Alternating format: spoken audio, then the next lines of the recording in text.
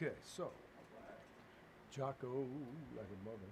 Can I just throw this on you before we Yeah. get things?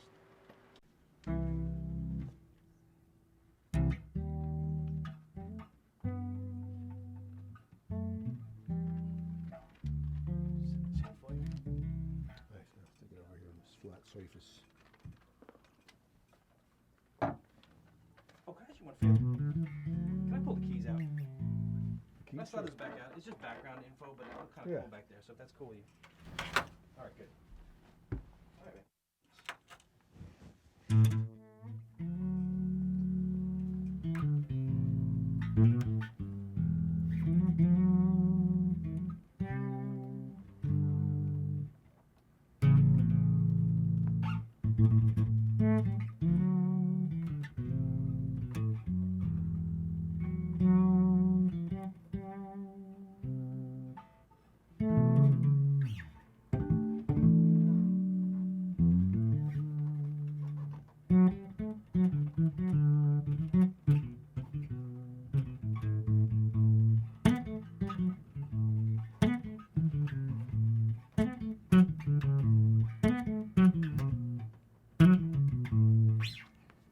I was looking for those intervals.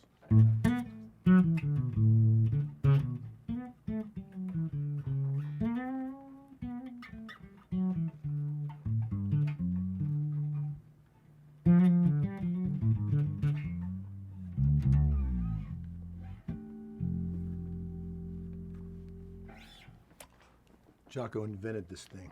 It's amazing. Fretless bass, rip the frets right out of that sucker, and play some jazz, you know.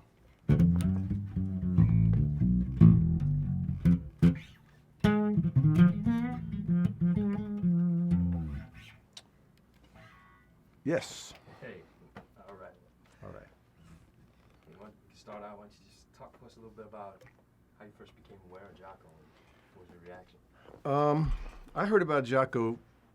The buzz was on. He was before he was covering 3/4 of the radar screen. He was but a blip on the radar screen, and people were starting to talk about Jaco. And you don't really make a big record of it when somebody just spouts out a little factoid about somebody. You just kind of go, oh yeah, okay, I'll check it out later. But then it started happening more and more often.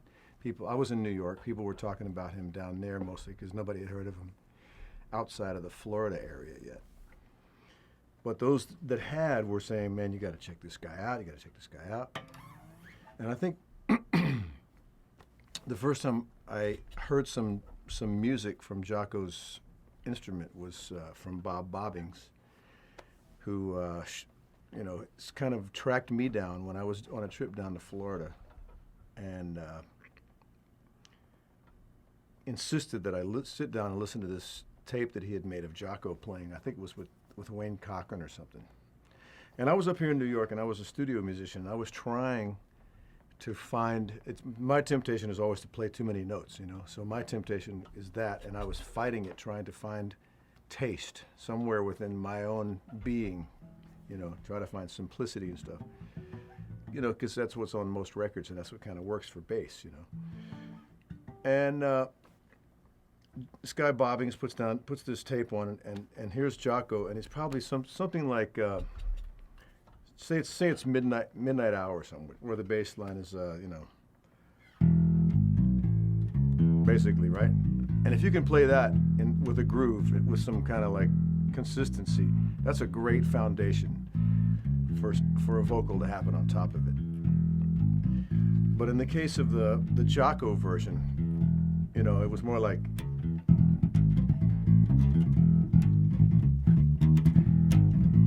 And I'm listening to this tape of Jaco playing all this stuff, and I'm going, okay, that's enough. Turn it off, man. I don't want to be influenced by that, because this is everything I'm trying not to do right now, you know. But thank you very much for sharing, you know, your enthusiasm about this Jaco guy. See you later.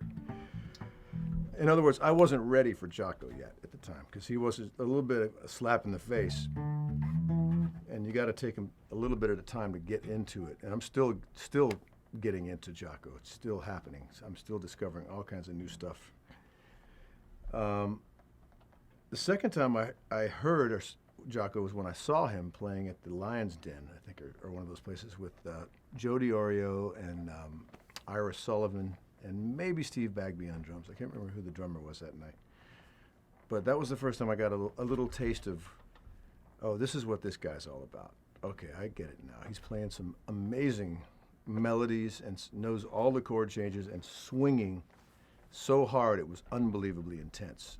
And he was incredibly welcoming to me, like such a sweet guy, just a great, great cat, just a great spirit to be around. And it was infectious. You wanted more of that, and he kind of got you sucked in. He got me sucked in really quickly right off the bat. So that was the first time you met him, was when he played there? Yeah. Yeah, that's nice. I'll never forget it. What was the buzz in the music world like? Well, it was still very localized. So it's still a Florida phenomenon. It hasn't really reached out and gotten into the ears of anybody because he hadn't been recorded yet on any kind of a big scale. And this is pre-Weather Report, So the buzz was just contained. It's almost like big stars in Canada, used to never really make it over the border into the States, and they'd be huge there and go platinum and shit, and you would never hear about them. Jaco was kind of still within the confines of the Dade, Broward, world. Dade County, Broward County, Florida world. What was that scene like for you and then when Jaco was coming up? Well, I wasn't there. Jaco was unknown when I left. It all started happening right after I left town, This is when the Jaco thing started buzzing and started happening. I left in 71, early in 71. What was the atmosphere like before? I mean, that was the music it was the atmosphere Jaco came up in. Well, can you describe a little bit of what was going on there that influenced yourself as well? Well, here's my impression of the Miami scene at the time.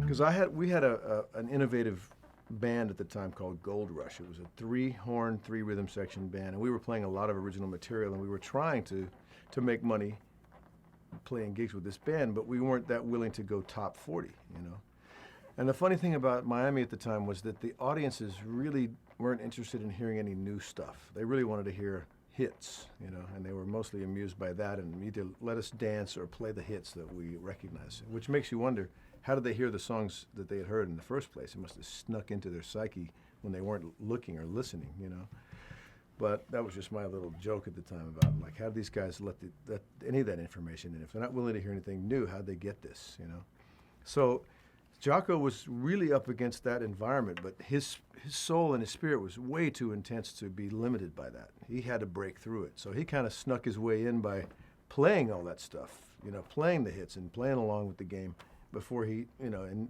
when nobody was looking, he was sneaking in he was opening up all the secrets of the bass, Pretty cool method for him. Yeah, definitely. For me, my playing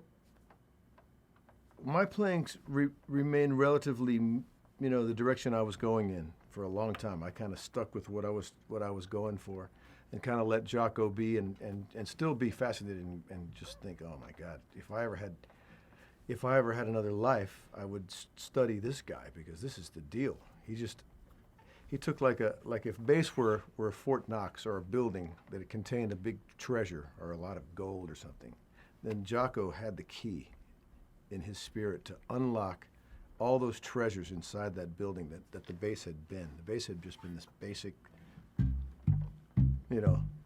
thing for so long. And Jaco, kind of like Hendrix, using feedback as an instrument, because feedback had been like the undesirable thing for, oh, let's try to get rid of that feedback as fast as we can. And Hendrix said, I got a better idea.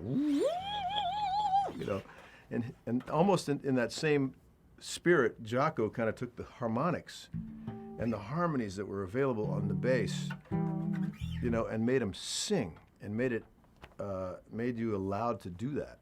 Because before that, like, the bass was just basically, here it is. It's a piece of wood and four strings. That's what the bass kind of is at the surface, But underneath that surface, there are all these great treasures, and Jaco was the guy that introduced the world to the treasures of the bass. I guess in line with that, what would you say is importance, the bass and music? Well, first of all, if you hear anybody play a fretless bass, you think of Jaco Pastorius right away.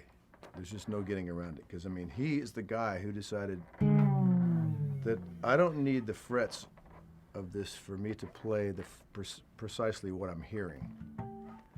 You know, and heretofore, it had always been, you know, either you're going to play an upright bass or you're going to play a fretted electric bass. You know, if you're playing any kind of modern music, it's going to be one of those two things. And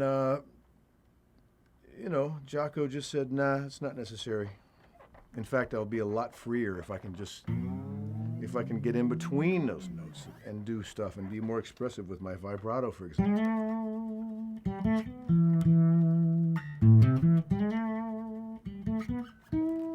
You know.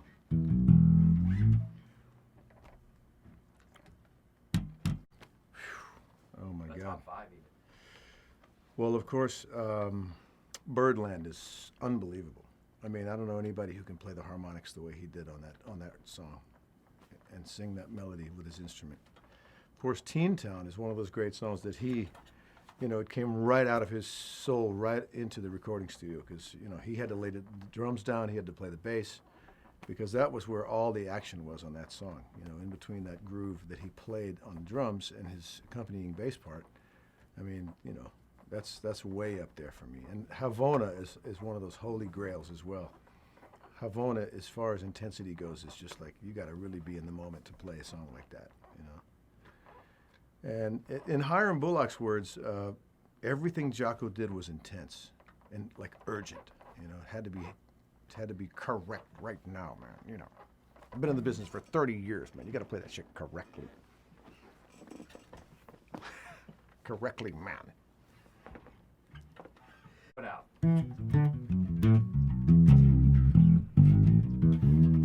Thanks, Jaco, for making me feel like a complete loser. No. You know, Jaco he's so far from dead, it's unbelievable. And he's going to be kicking people's asses for centuries, I would imagine, because it's not only about the notes, and it's not only about the fact that fretless bass kind of exists because of him. It's because of like, you know, he had this warped sense of harmonies and stuff that you know, he found really cool shit.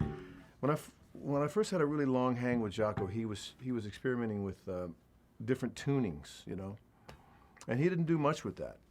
He kind of did almost everything with the straight ahead tunings, which made it even all the more magical, I think, because he really bent your ear with, you know, with like finding like these weird little pockets of clusters of notes on the instrument and made that work. You know, it's just incredible.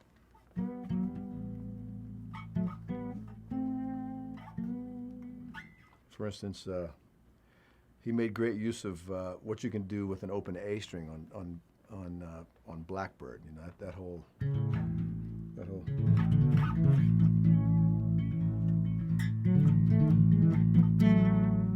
That wouldn't have worked in the original key of the record, G, on bass, but he adapted it in such a way that it just totally sang in his style.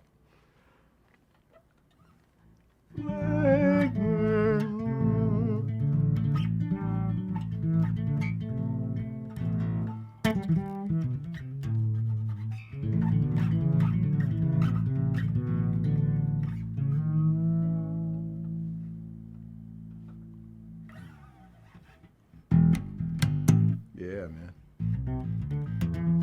You ever see Wayne Cochran? You ever see that guy? He was an intense guy, man. Some of the bands I was in South Florida would open for him.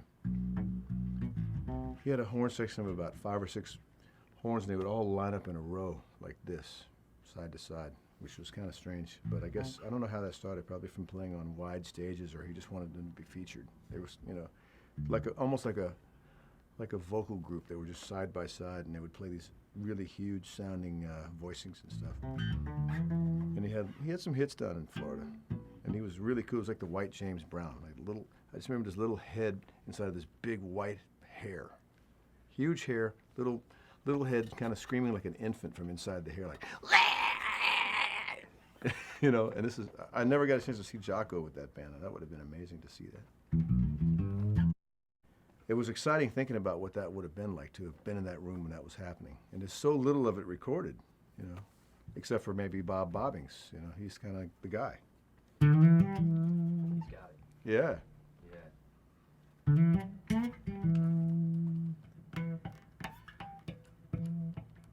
Jaco had this really, I don't know how he did the Birdland thing, but it's not like, it's a physical anomaly that was in his hands, I think, where he could really make the notes sing without any fingernail, which meant that if you,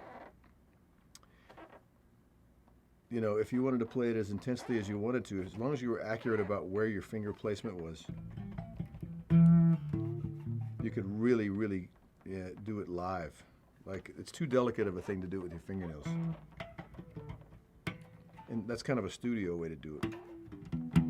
But Jaco's thing translated onto the stage really well, because he could find them like nobody's business. I mean, he spent a lot of time shedding and looking around, you know, finding those so-called false harmonic. I'm still looking for them. I know they're in there somewhere. You in there? Hello? Harmonics. Make yourself visible to me. Yeah, it's almost like it'd be nice to have a map of where all the harmonics were on the bass. Like somebody drew it out. You know, okay, here's a G. Oh, there's a B. Oh, nice D. Oh, a C. What is that? An F. And then you're back to your G. It's almost like Jaco had a map of that in his head.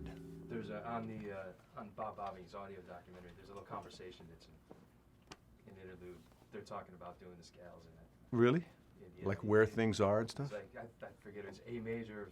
It's like A major's tough, and Jaco's like, oh, that's easy. And he just like, wow, bangs it out.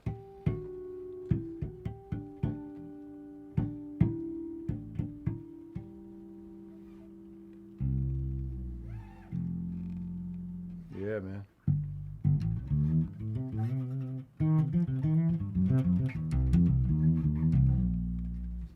Jaco was playing in New York one time, and he very generously asked me to sit in and sing Fannie Mae with him. I thought that was pretty special. That's the kind of guy Jaco was. He was so welcoming, you know, and he always had that great gleam in his eye, and that wink that let you know that A, are you listening to me? And B, do you know what I mean? You know, kind of. He always had that great like connection. He wanted to make sure he was connecting. So it must have been very frustrating for him when he wasn't connecting anymore in his later days.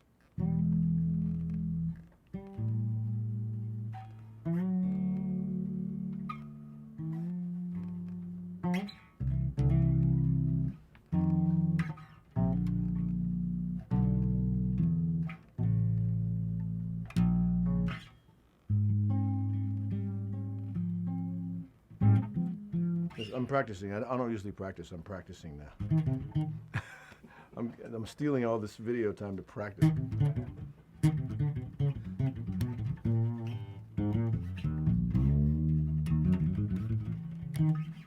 One of Jaco's great things was the diminished scale, which is really fun to try to do. Wait, is that the right note? No.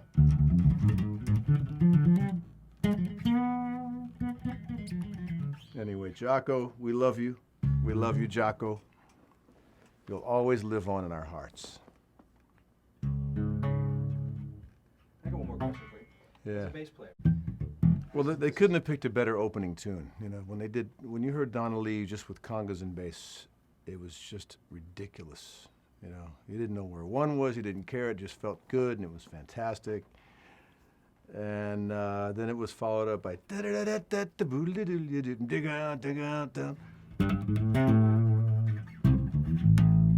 Come On, Come Over with featuring Sam and Dave. I mean, that was the hippest, you know, what a hip call to call Sam and Dave and sing an R&B tune with Sanborn on it and shit. It was amazing. And then it just, the further on you got down into the tracks, you start hearing like those other, like Portrait of Tracy was on that, right? Continuum, wasn't that from that record?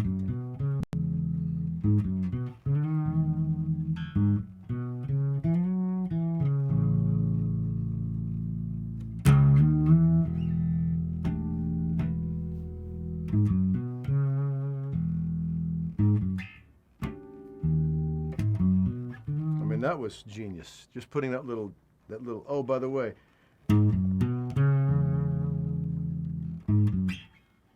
where did he slip it in?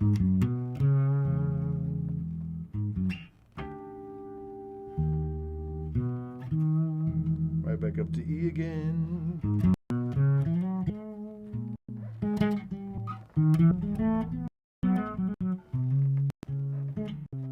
Unbelievable.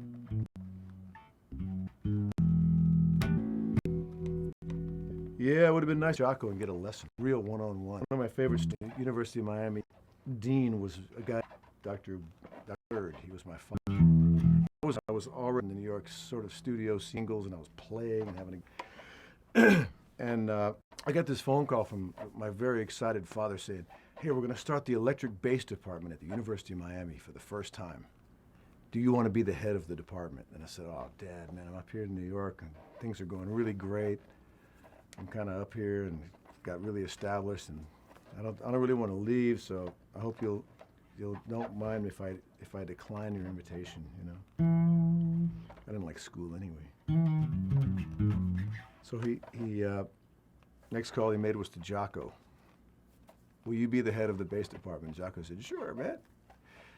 So Jaco would teach bass, and cats would take lessons from Jaco. Guys that, you know, in fact, not only like one or two guys, but three guys that ended up in New York were all bass students of Jaco that I can think of right now. Frank Gravis, great bass player, Mark Egan, and Hiram Bullock, who's a guitarist, but didn't want to pass up the opportunity to take a bass lesson from Jaco. So somehow he weaseled his way in. And everybody tells the exact same story of what a bass lesson from Jaco was. Jaco would sit you down, you'd have your bass in your hand, he'd have his bass in his hand, and he would go, "Okay, man, just play this groove," and say it was something like,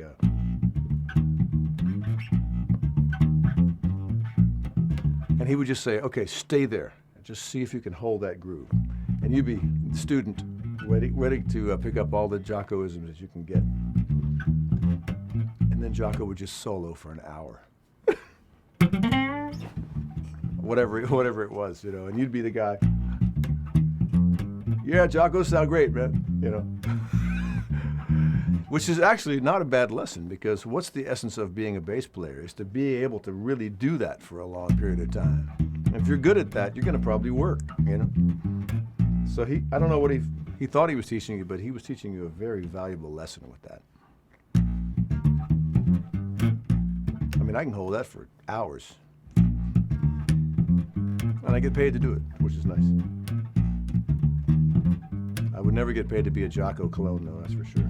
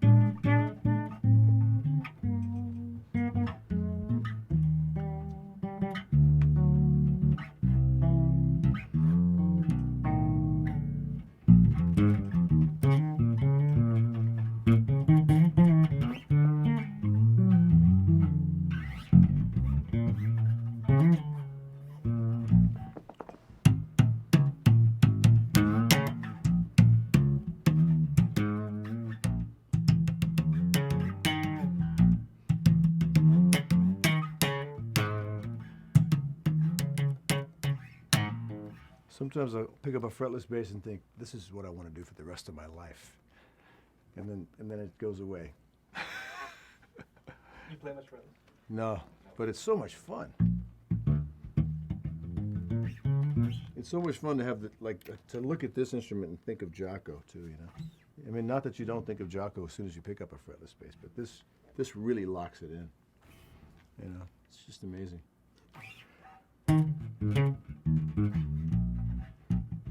I'm only fooling myself.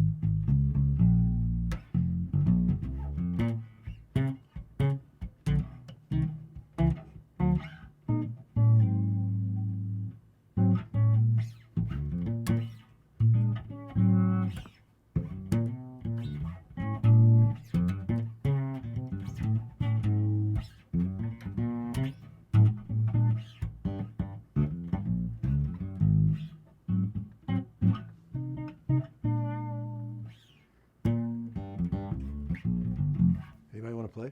Want to play this? It's fun. It's fun to try. How about a little Teen Town? Huh? My chops aren't that good.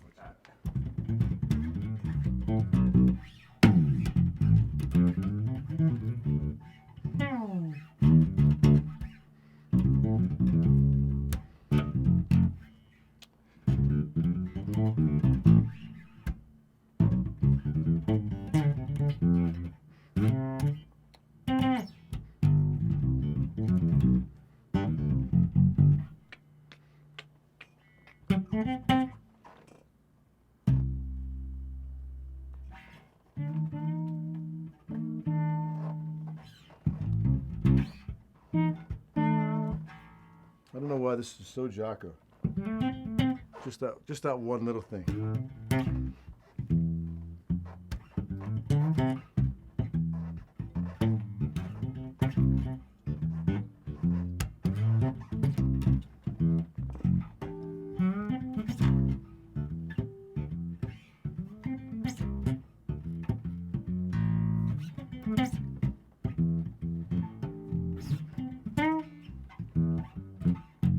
There's a little bit of Jaco in every bass player these days.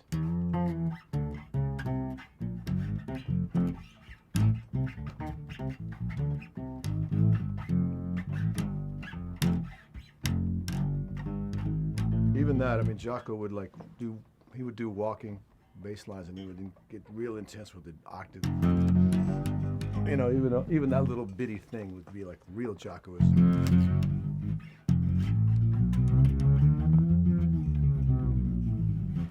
And sometimes he'd be swinging and he'd be going like, see if the tempo was right here.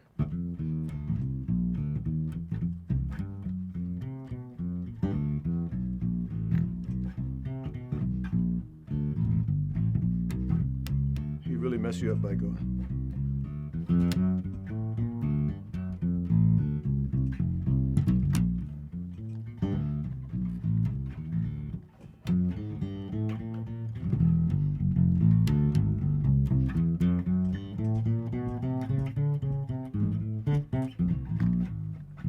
Playing the upbeats is like, but when I do it, it doesn't really feel good. When he did it, it felt great for some reason, because he was right in the middle.